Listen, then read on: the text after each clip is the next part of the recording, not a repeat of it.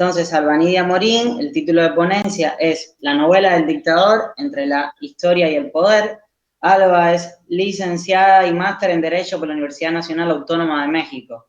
Desde 2011 se desempeña como docente en universidades públicas y privadas. Ocupó durante 5 años el cargo de profesora investigadora de la Universidad de Istmo, en Sunio.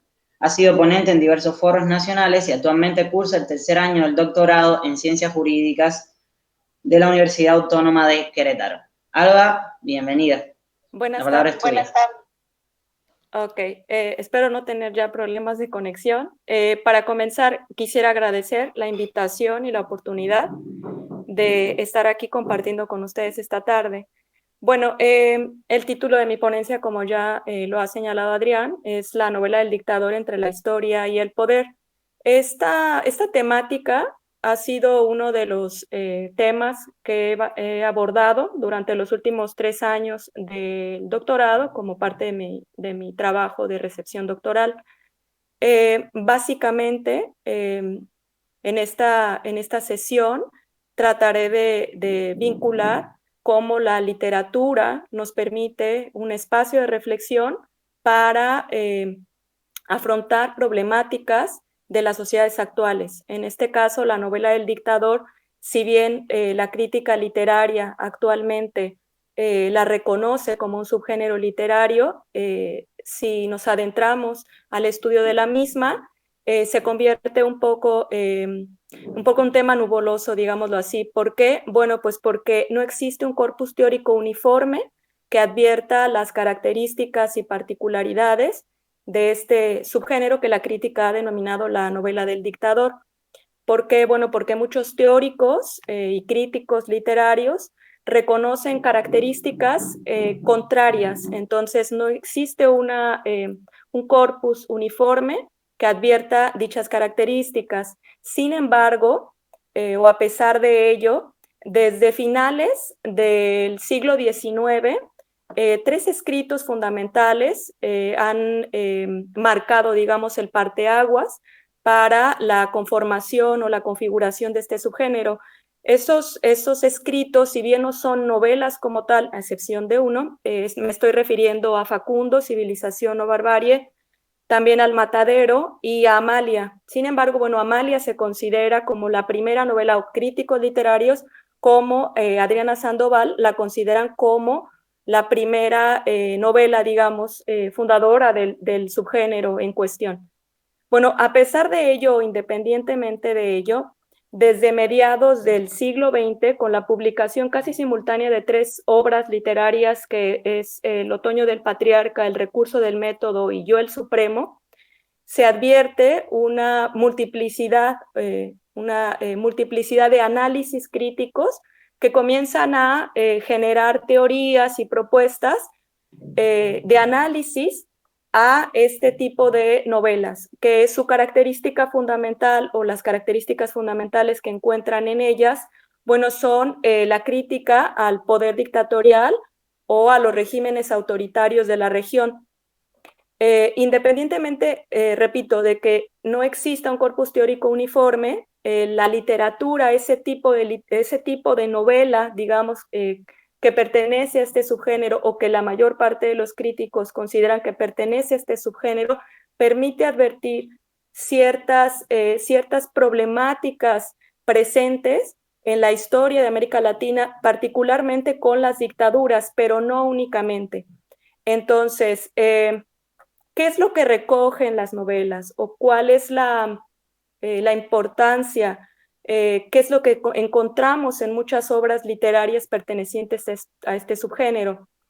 Bueno, primero debemos de advertir, bueno, el contexto, es decir, un artista escribe desde un contexto, un escritor escribe desde un contexto.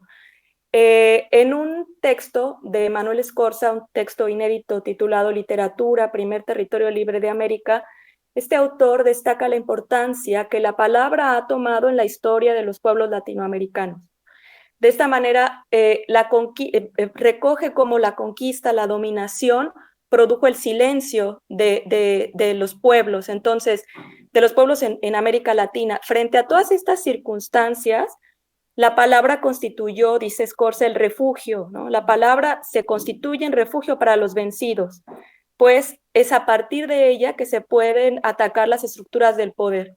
Entonces, si nosotros tomamos en cuenta que ante las situaciones económicas, históricas, políticas, sociales, en donde la marginación, el hambre, las dictaduras, la dificultad de las sociedades latinoamericanas por la consolidación de verdaderas democracias, entonces la literatura juega un papel de primer orden para que, bueno, sí para criticar al poder, ¿no? Es decir, cada uno de los autores que forman parte o que han dejado, han creado sus obras literarias, advierten un planteamiento sobre el poder, que no solamente es crítico, cada uno de ellos, sus novelas singularizan esta temática, ¿no?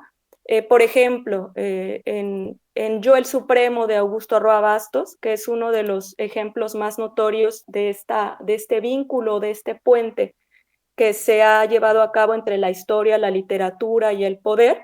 En esta obra Yo el Supremo, a través de esta polifonía discursiva, a través de los mitos que recoge, las particularidades de la historia, confronta los discursos del poder, es decir, a través de advertir los diferentes discursos que sobre la figura de Rodríguez de Francia se llevaron a cabo, confronta la verdad, es decir, la construcción de la verdad histórica, ¿no? Y confronta diversos discursos a partir de los cuales crea, ¿no? O problematiza la cuestión del poder.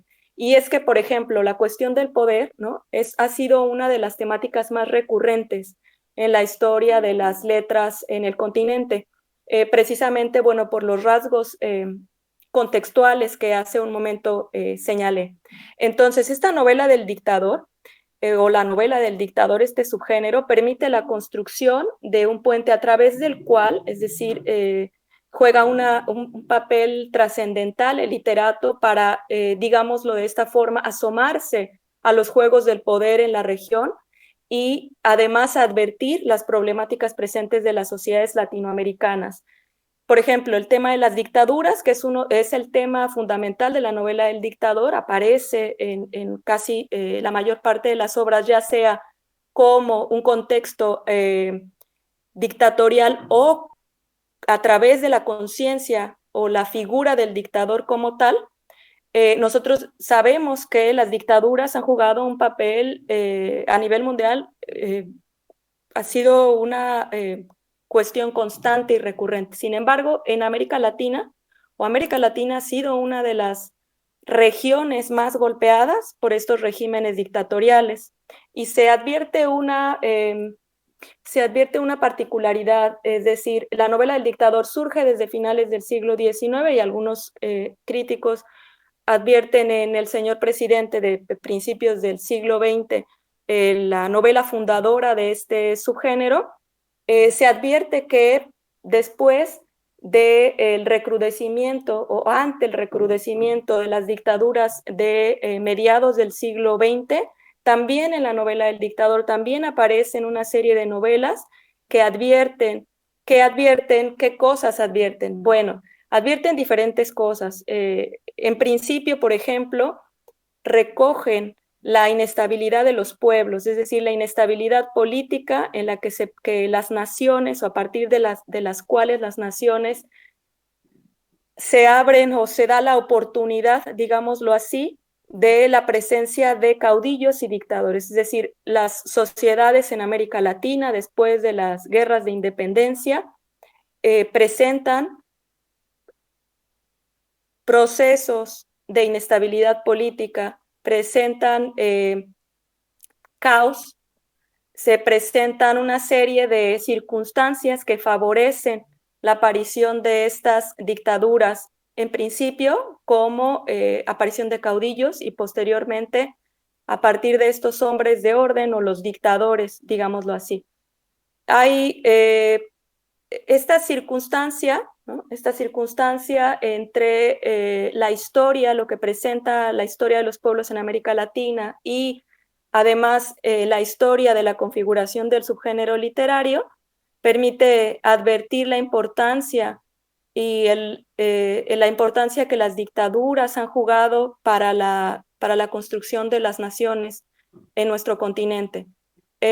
Marcos Reutemann, en la obra Por la razón o por la fuerza, Historia y memoria de los golpes de Estado, dictaduras y resistencias en América Latina, ¿no?, del año 2019, recoge una serie de cifras y circunstancias que advierten precisamente la importancia que las dictaduras y la crudeza que las dictaduras han jugado para nuestro continente. Y entonces es a partir, o bueno, es este puente que construye la literatura a partir del cual nosotros podemos asomarnos no solo a los eventos históricos, sino a la reflexión de la injusticia, la arbitrariedad, el caos, los asesinatos, y repensar la figura del dictador como el centro a partir del cual se observa o se advierte la vida política y social de las naciones.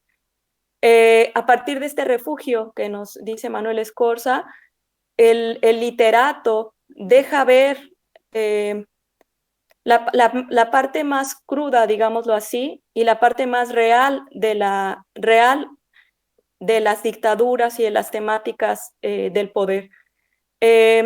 Cada narración advertida posee una lógica interna que permite entender los procesos del poder, y no solo desde las versiones o digamos desde las visiones más evidentes del mismo, es decir, a través de la coacción, la tortura o la sanción, que son los elementos más visibles del poder, sino que también hay una parte de reflexión y de problematización que cada uno de los autores imprime en sus obras, en donde se puede percibir una reflexión del poder, no solo de los aspectos más visibles, sino de los cuestionamientos menos visibles.